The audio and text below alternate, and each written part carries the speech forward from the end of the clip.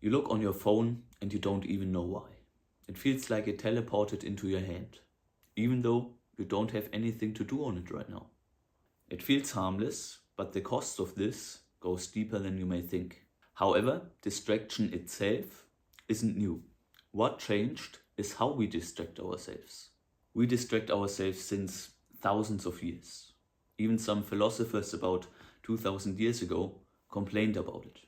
Because distracting ourselves is something completely human. If there's any pressure, any uncomfortable feeling, like feeling bored, lonely, or stressed, then we just take the path of least resistance to get away from this problem. And that's to distract ourselves. But here's the weird part. We are more overwhelmed than ever, even though our lives are objectively easier than ever before. And that's because even though distracting ourselves is completely normal, the type of distraction we have today is completely unnatural.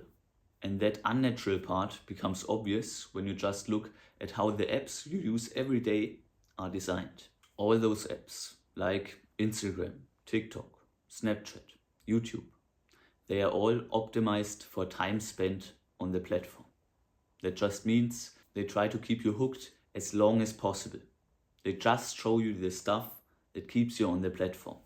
It's not even only the stuff you like to see, it's really just what keeps you on the app as long as possible. For example, with short form content, you don't just see all the short form content you really like. You also get recommended many videos you don't really like just to keep you scrolling for the next great video. It just works like a slot machine, where you lose maybe 5 times, then you get a small win that keeps you going, then you lose 5 times, then you maybe get another small win. And all those notifications you get every day are just like someone who physically drags you into the casino to get you to use those slot machines. But here's the dangerous part. Your brain still thinks that all those apps work like entertainment in 1995. That you just use them for a bit and then you are done. But the modern version drags you far deeper than you planned.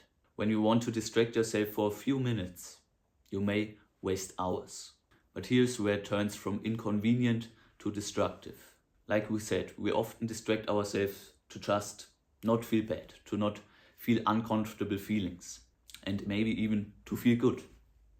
But it's obvious that it doesn't work. Just look at the depression rates going up. And when you think about where happiness really comes from, it also becomes obvious that scrolling and distracting ourselves can't be the path to get there. Happiness comes from solving problems. Happiness is a byproduct of solving problems. It doesn't come from trying to be happy. It doesn't come from doing all the stuff that gives you pleasure. It is just a side effect of doing the right things, a side effect of solving problems in your life, which makes sense if you just think about it from an evolutionary lens. It would make sense to give us a positive feedback for doing the right thing.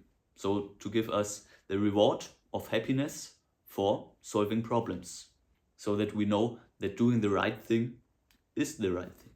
And now, if you want to shortcut this process and want to feel happy without solving those problems, then you're just avoiding them.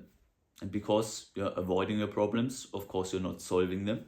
And if you're not solving them, you also won't really feel happy or fulfilled.